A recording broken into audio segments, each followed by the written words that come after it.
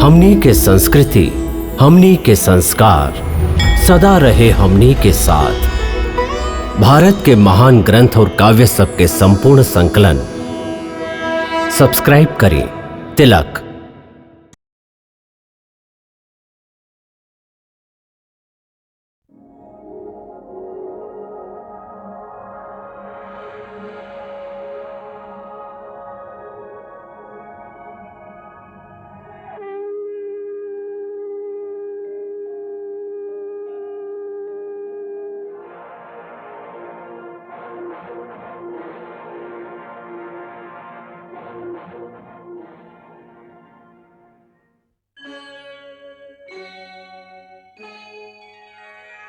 कृष्णा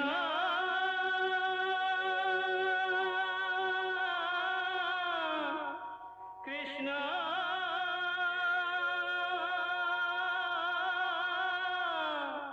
हरे कृष्णा हरे हरे।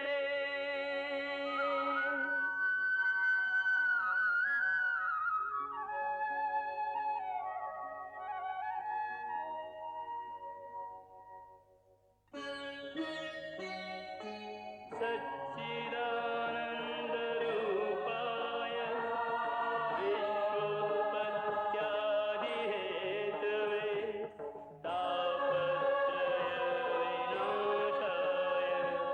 श्रीकृष्णाय वयं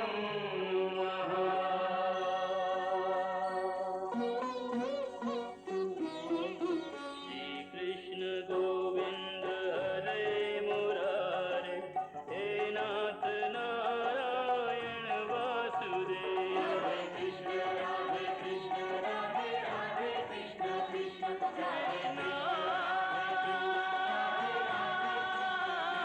राधे कृष्ण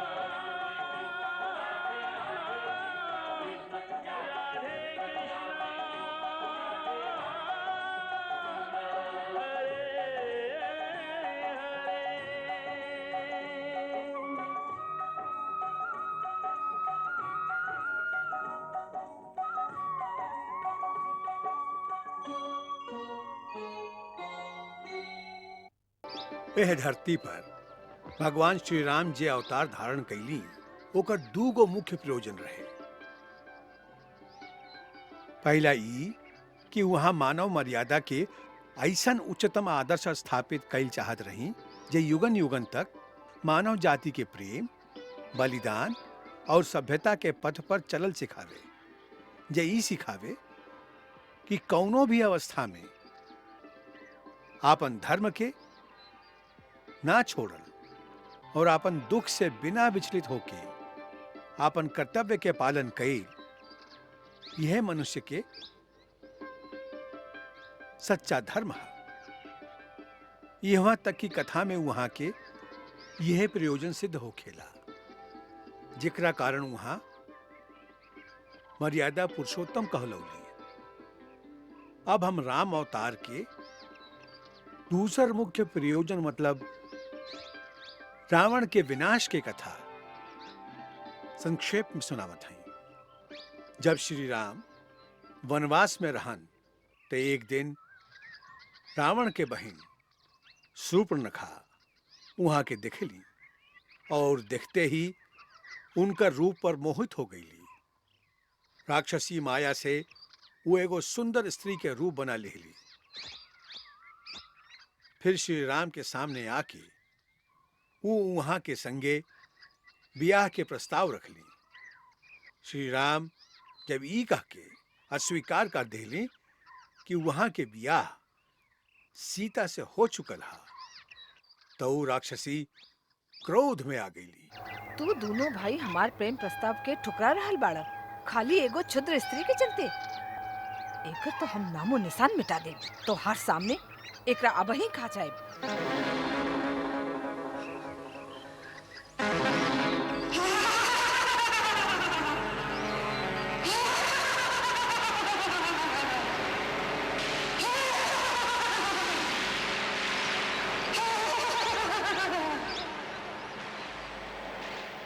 लक्ष्मण, अब ही हम ई कोमल ककड़ी के चबा के खा जाए, तब तक तू हमरा साथे ब्याह करबा।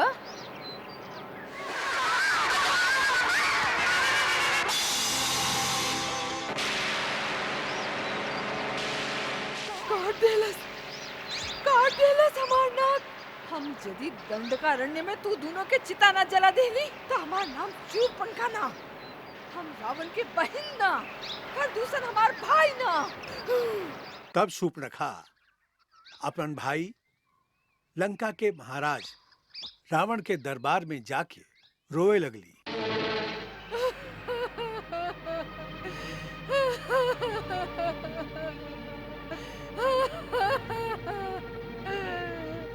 ये कैसन हाल बनैले बाड़ू?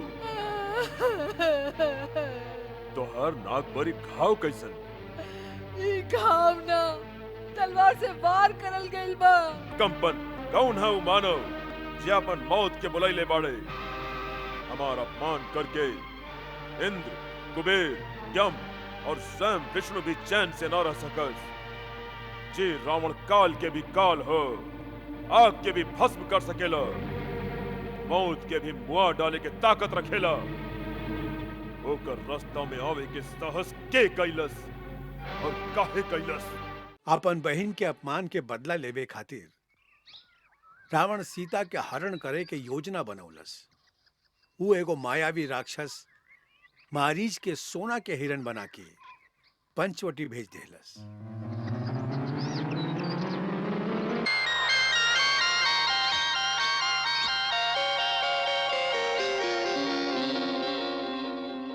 ऐसन अद्भुत हिरण के देख के श्री राम सीता के कहे पर ओ हिरण के मारे ओकर पीछे गईली।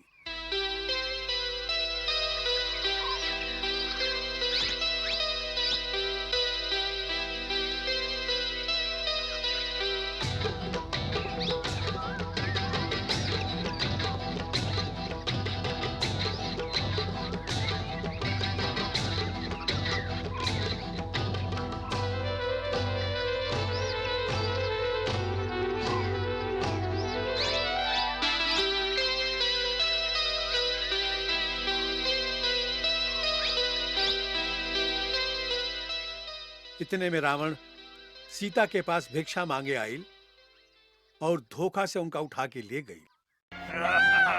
सीते चला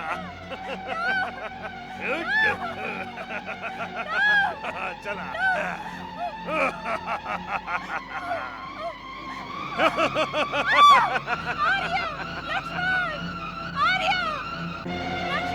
रावण के हाथ से अब तो होके केहू न बचा सके। केहू बचाओ, लक्ष्मण, केहू बचाओ। रावण रुक जा, रावण रुक जा।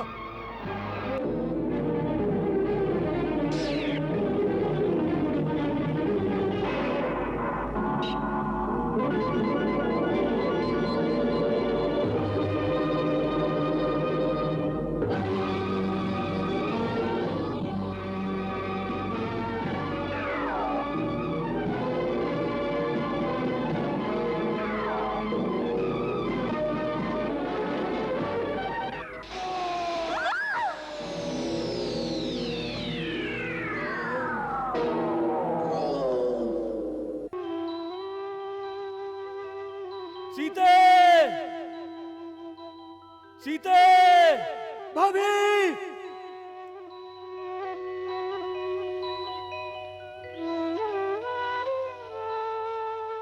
सीते,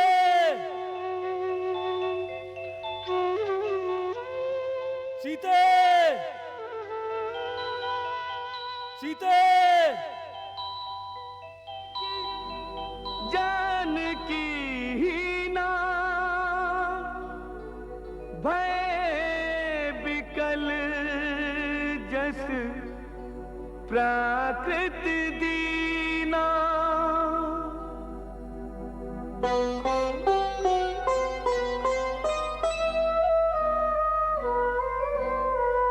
विरह व्यथा से व्यथित द्रवित हो बन बन भटके राम, बन बन भटके राम। अपनी सिया को प्राण प्रिया को पग पग ढूंढे राम, विरह व्यथा से व्यथित द्रवित हो बन बन भटके राम, बन बन भटके राम।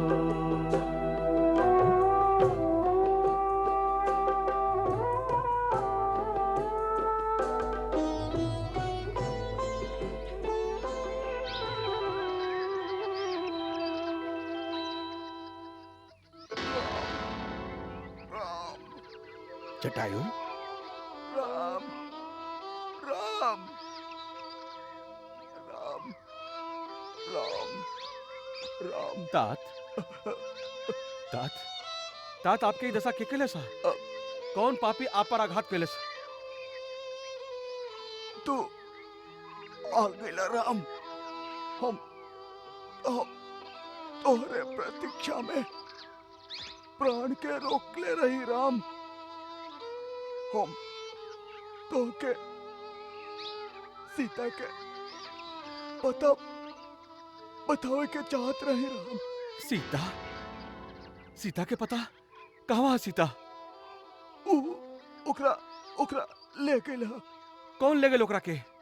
ओकरा ओकरा पाप रावण अपन विमान में बैठा के आकाश मार्ग से आकाश मार्ग से? आहा, रावण? हाँ, राक्षस के राजा रावण तात वो कौना और ले गेल हा? दक्षिण दिशा के ओर। दक्षिण दिशा की ओर?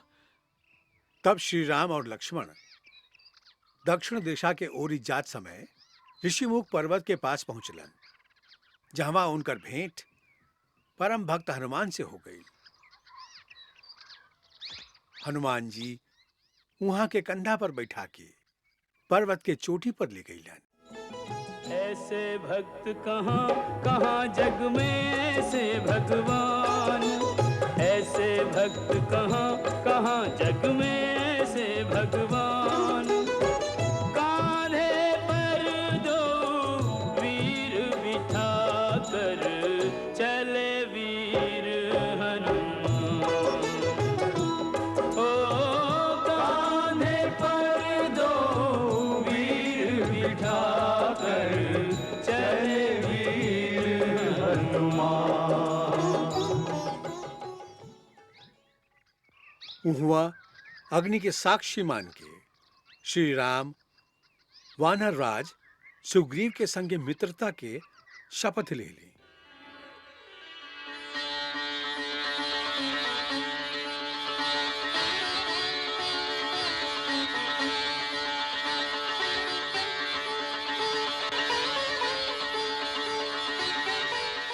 ओकरा बाद हनुमान के सीता जी के खोज करे खातिर लंका भेजल गई। वायु मार्ग से समुद्र पार जात समय हनुमान जी के सुरसा नाम के राक्षसी के सामना करे के पड़ल।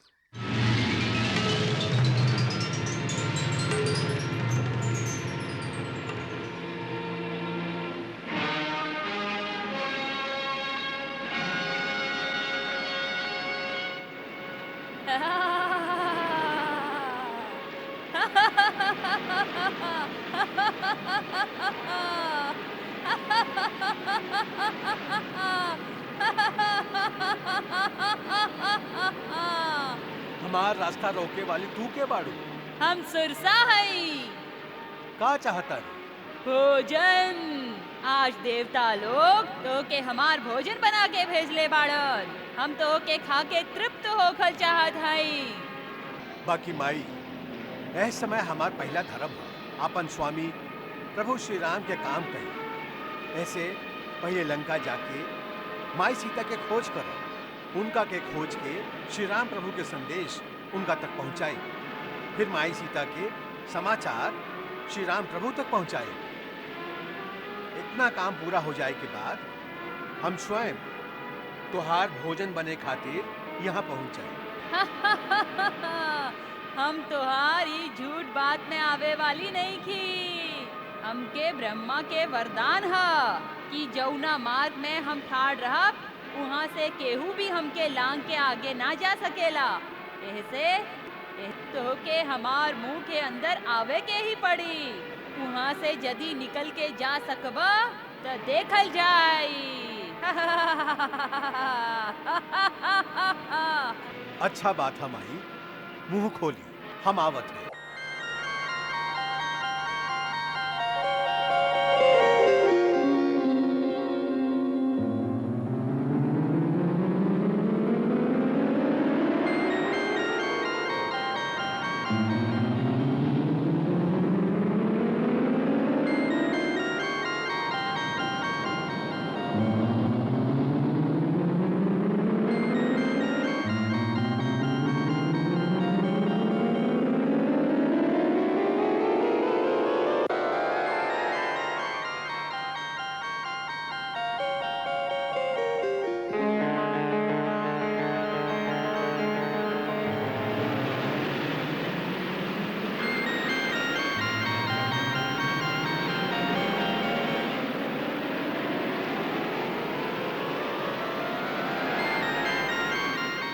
ला माई, हम ब्रह्मा के वरदान झूठ ना होके दे, तोरे मुंह के अंदर से होके निकल ली जाए।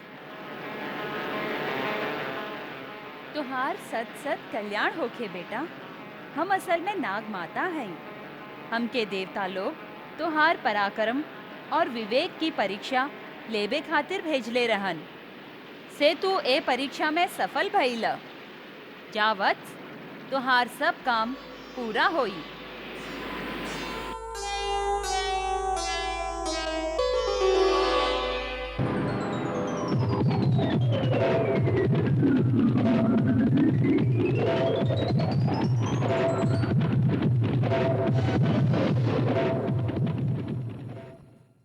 लंका पहुंच के हनुमान जी सीता माता के चिन्हानी के तौर पर श्री राम के अंगूठी भेंट कैलन। ये अंगूठी जे प्रभु निशानी खातिर भेजले हैं, एकरा देखी। ई माया के बनल नहीं खे, ये उहे है जे गंगा किनारे केवट के देवे खातिर आप श्री राम प्रभु के आपन हाथ से दिले रही।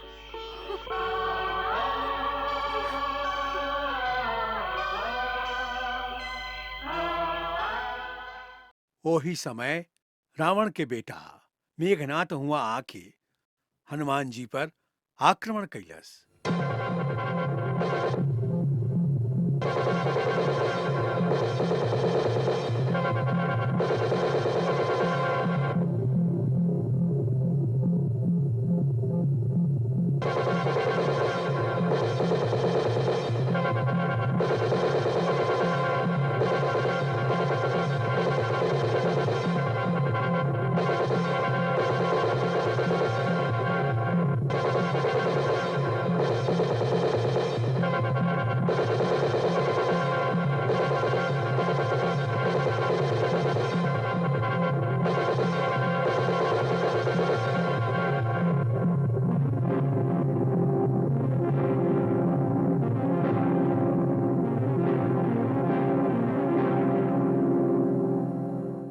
ओह युद्ध में मेघनाथ हनुमान जी के ब्रह्मपाश में बांध लेलस।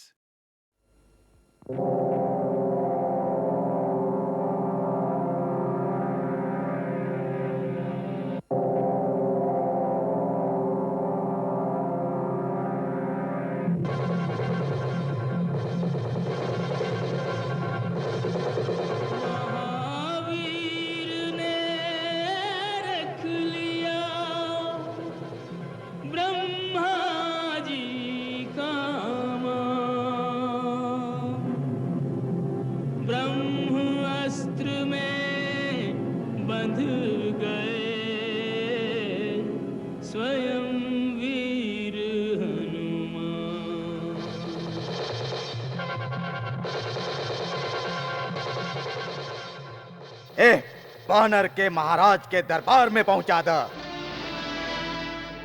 हम वायु देवता के औरस पुत्र हनुमान हैं।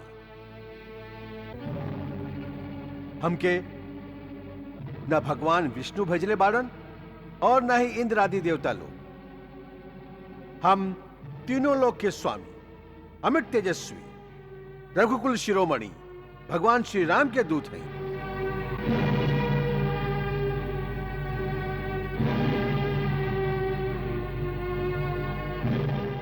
जिनकर पत्नी सीता माई के तू छल से हर ले आयल बड़ा। हम वह सीता माई के पता लगावे और आपके मिले 100 योजन समुद्र लांग के आयल हैं। हम तो ई देखे के लालसा से चल अली कि महर्षि पुलस्त्य जेकर यश निर्मल चंद्रमा के समान बा, उनकर वंश में उनके कीर्ति के कलंकित करे वाला ऐसा कौन मूर्ख जो श्री राम से बैर करे के साहस करता, जेके रघुनाथ जी के शक्ति के न पता बा न भाई हा। तू एगो तुच्छ वानर के शक्ति से रावण के डरावे आयल बड़ा। रावण जेके ब्रह्मा और स्वयं भगवान शिव से शक्ति प्राप्त भइल बा। यदि हम भगवान शिव होती तो इस समय आपके यह उपदेश देती कि बेटा, हमार शक्ति और हमारा अनुकंपा के दुरुपयोग मत करा। तू धर्म पूर्वक तपस्या के द्वारा जे शक्ति हमरा से पहले बाड़ा ओकर उपयोग विनम्रता पूर्वक धर्म के काम में ही करा। यदि ओकरा कारण अपना अंदर पाप, अहंकार और अधर्म के प्रबलता आई तो ओकर एक ही परिणाम हुई, विनाश, समूल विनाश।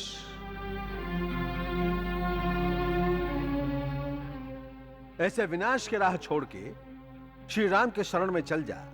चंचल वानर, ई भगवान शिव के वाक्य है या तोर भ्रमित बुद्धि के प्रलाप। वानरन के अपना पूंछ से बड़ा ममता होला, उहे एहनी के आभूषण है। ऐसे एकर पूंछ तू एगो तुच्छ वानर के शक्ति से रावण के डरावे आयल बड़ा। रावण जेके ब्रह्मा और स्वयं भगवान शिव से शक्ति प्राप्त भइल बा। यदि हम भगवान शिव होती तो इस समय आपके यह उपदेश देती कि बेटा, हमार शक्ति और हमारा अनुकंपा के दुरुपयोग मत करा। तू धर्म पूर्वक तपस्या के द्वारा जे शक्ति हमरा से पहले बाड़ा ओकर उपयोग विनम्रता पूर्वक धर्म के काम में ही करा। यदि ओकरा कारण अपना अंदर पाप, अहंकार और अधर्म के प्रबलता आई तो ओकर एक ही परिणाम हुई, विनाश, समूल विनाश।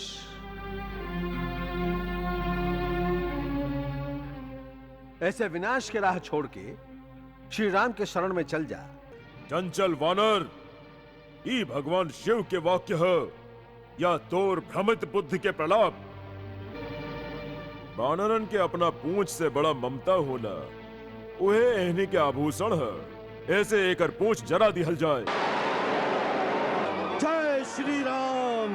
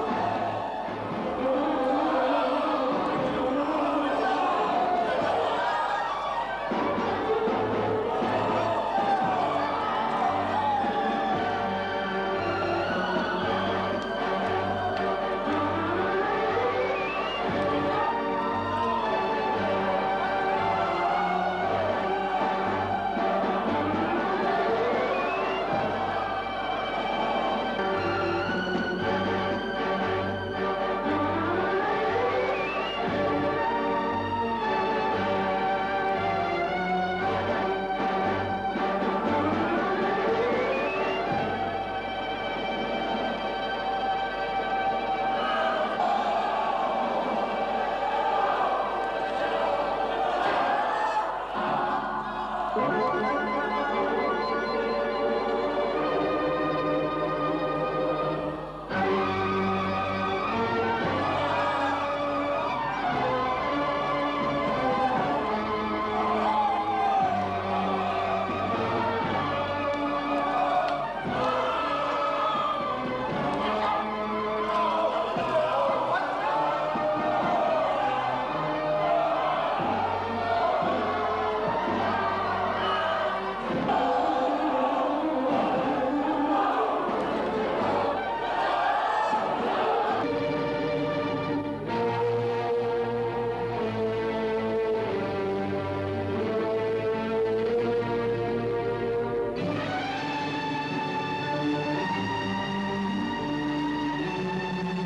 श्री राम।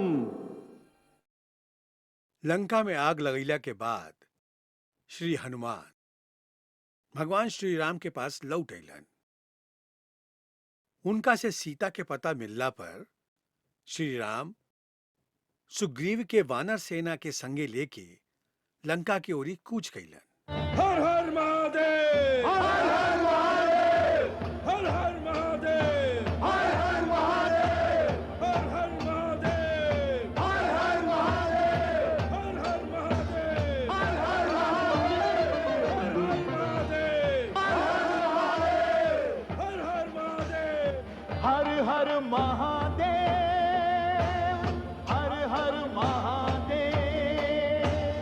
हर हर महादेव, हर हर महादेव। जय भवानी, जय भवानी, जय भवानी, जय भवानी। पापियों के नाश को, धर्म के प्रकाश को, पापियों के नाश को, धर्म के प्रकाश को, राम जी की सेना चली, राम जी की सेना चली, श्री राम जी की सेना चली, राम जी की सेना चली।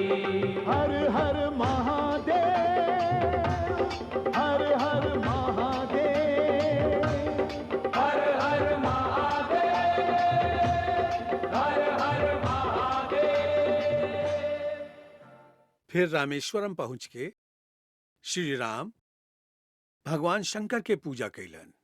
लिंग थापि विधिवत कर पूजा,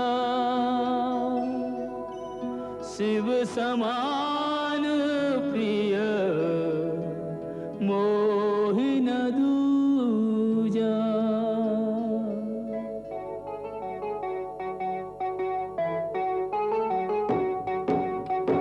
शिवद्रोही मम भगत कहावा, सोनर सपने हूँ मोहि न पावा।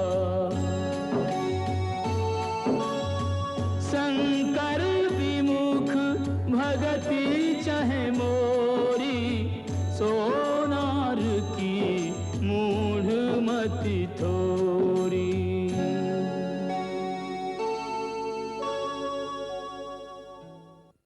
ओकरा बाद श्री राम नल नील के सहायता से लंका तक समुद्र पर एगो पुल बनवैलन। ई राम नाम की चमत्कार रहे कि वानर लोग जौन पत्थर पर श्री राम लिख के समुद्र में डालत रहन, वो डूबत ना रहल।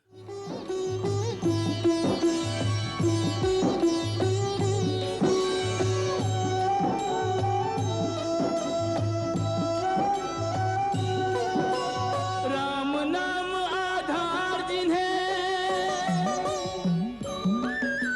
राम नाम आधार जिन्हें, वो जल में राह बनाते हैं। जिन पर कृपा राम करे, वो पत्थर भी तिर जाते हैं। जिन पर कृपा राम करे, वो पत्थर भी तिर जाते हैं।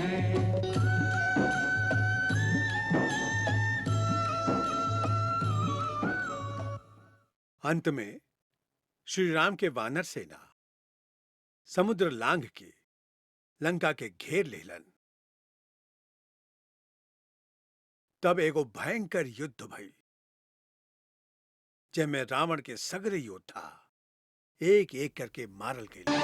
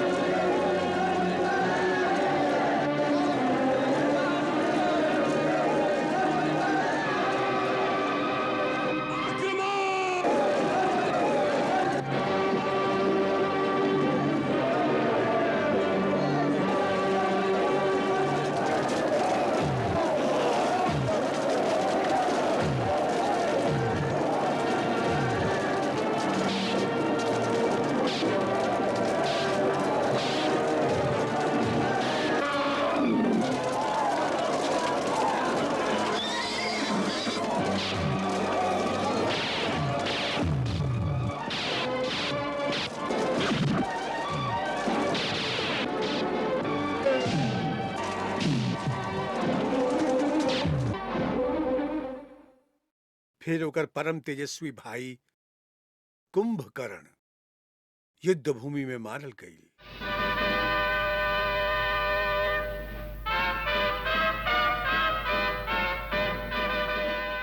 दीर्घायु भव। कुंभकर्ण हमार भाई, आज राक्षस जात के लाज तोहरा हाथ में बा। तो के रावण के अपमान के बदला लेबे के बा राम से। भैया हमके आज्ञा दी और आशीर्वाद दी कि हमरा कारण आपके गौरव और बढ़े। जाओ।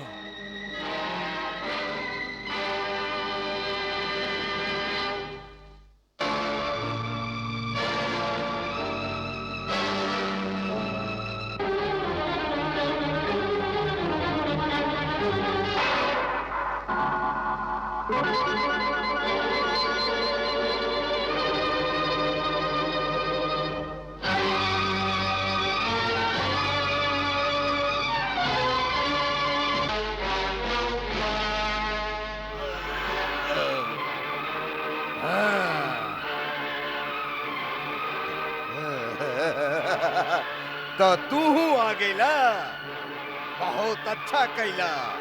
हम खाली तोहरे प्रतीक्षा करत रही। ई समझ लो कि तू स्वयं चल के मृत्यु के देवता के सामने आ गई बाड़ा। हम मृत्यु के देवता के साक्षात देख रहल बानी। ये एह प्रतीक्षा में खड़ा बाड़न कि कब हमरा बाण से तुहार मस्तक कटे और ऊ तुहार प्राण के लेके यमलोक चल जास। एक निर्णय तो अभी हो जाई कि यमपुरी जाई।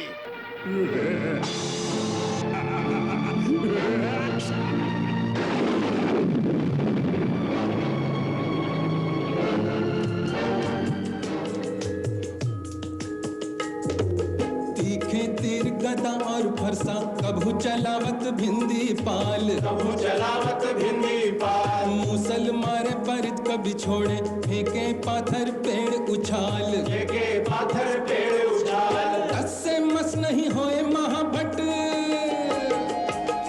तस से मस नहीं होए महाभट। जैसे कोई गिरिराज विशाल, कुंभकर्ण शिव जी के सूल पे बार प्रहार रहो है संभाल। शिव के एक अकेले ही सूल पे बार प्रहार रहो है संभाल। एक से एक महाबली जोधा, एक से एक महाबली जोधा, कहू न कहू से मानत हार। जब तक चाहे खेल करे, जब चाहे राम करे संहार। जब तक चाहे खेल करे, जब चाहे राम करे संहार।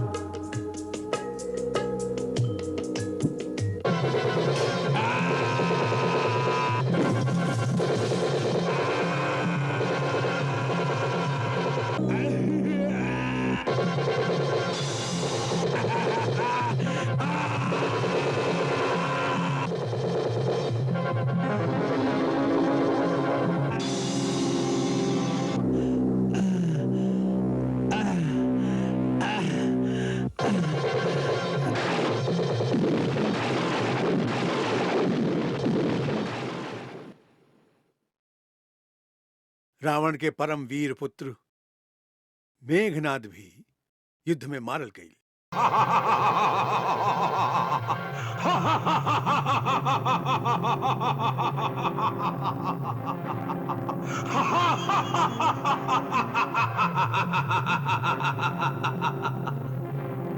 लक्ष्मण, आज के युद्ध तुहार हमार अंतिम युद्ध होई।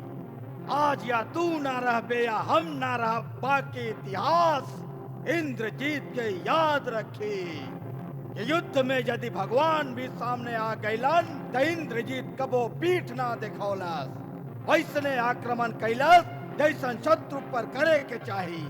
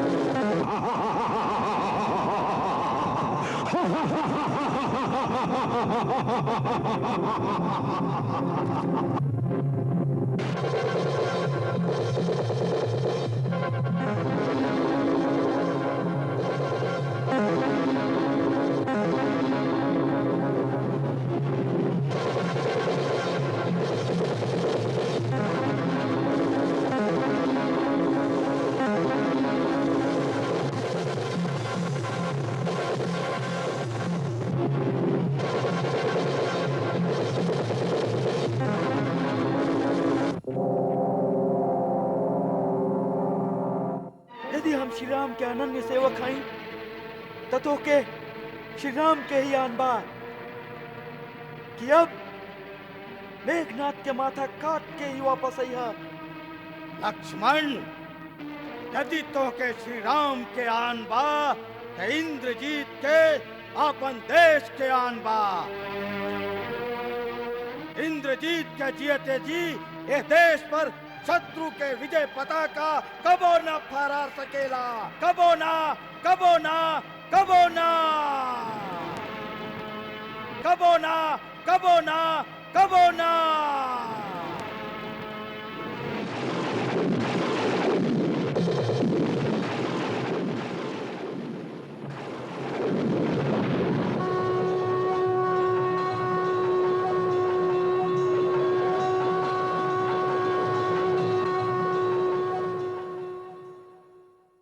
जब रावण के सगरे पुत्र और भाई मारल गईलन तो श्री राम और रावण के बीच अंतिम युद्ध भइल।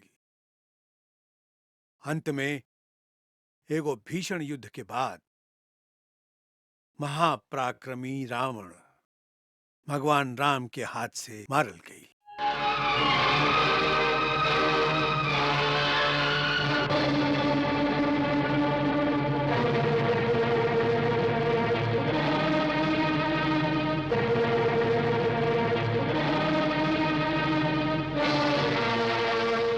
अरे तपस्वी, अबहिले जौन योद्धा लोग के तू मरले बाड़े हम उनका तरह ना हई। हमार नाम है रावण। तीनों लोग जेकर यशगान करेला, लोकपाल तक जेकर बंदी बाड़न। तू घर दूषण और विराट के मरले, कुंभकर्ण और मेघनाद के मरले। आज हम के उस सब के बदला लेबे के बा। यदि तू युद्ध भूमि छोड़ के भाग ना गईले तो आज हम उस सब के बदला ले। मत भुलाए कि आज रावण से सामना बा, रावण से। नीच निशाचर, असहाय स्त्री पर वीरता दिखाए वाला कायर, तू कौना बात खातिर अपना के वीर कहताड़े? धर्म के मर्यादा भंग करे वाला पापी, तुहार सगरे पाप के दंड आज तोहके जरूर मिली। दंड देवे के काम राजा के होला, कोनो भिखारी के ना। पहला प्रथम दंड इले तुहार दंड।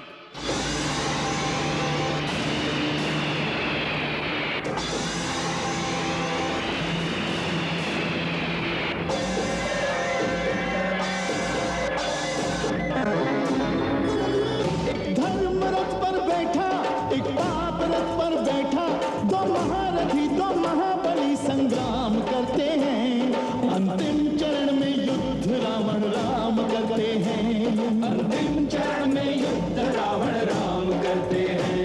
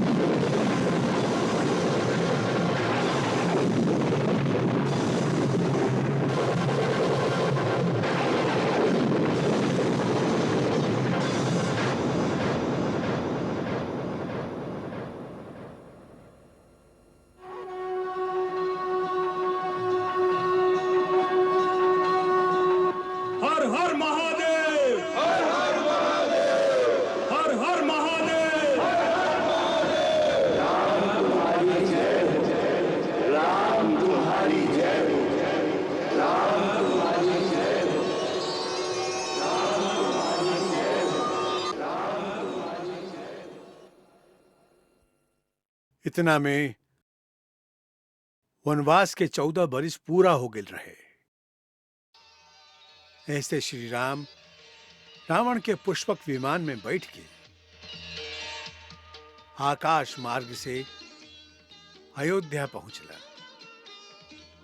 उनकर अयोध्या पहुंचे पर खाली अयोध्यावासी ही ना बल्कि तीनों लोग नाच उठल।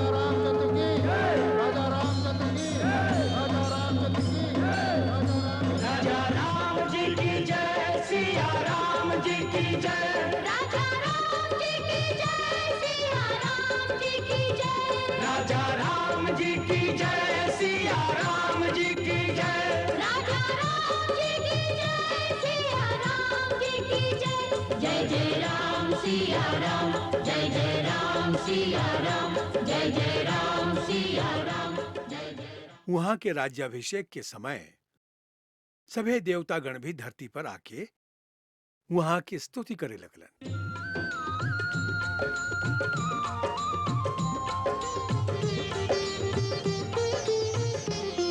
राम दरबार है जग सारा, राम दरबार है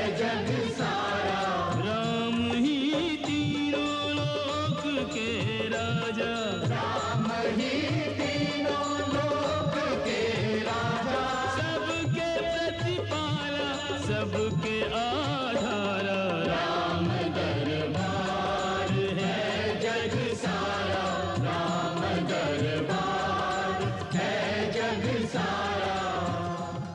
यह कथा के संगे त्रेता युग तक के अवतारन के कथा पूरा हो गेला। हम अपन गुरु जी के मुखारविंद से ई सुन ले रही कि द्वापर युग में भी भगवान के अवतार हुई, बाकी ऊ कौन रूप में हुई ई ऊ ना जानत रहन। हो सकेला कि हमार जीवन में भी प्रभु के अवतार हो जाए, आगे जैसन उनकर इच्छा। एकरा बाद अब हमरा पास खाली कुछ गुप्त विद्या रह गई है, जैसे सूक्ष्म देह द्वारा यात्रा कई इत्यादि। अब ओकर शिक्षा कल से आरंभ हुई।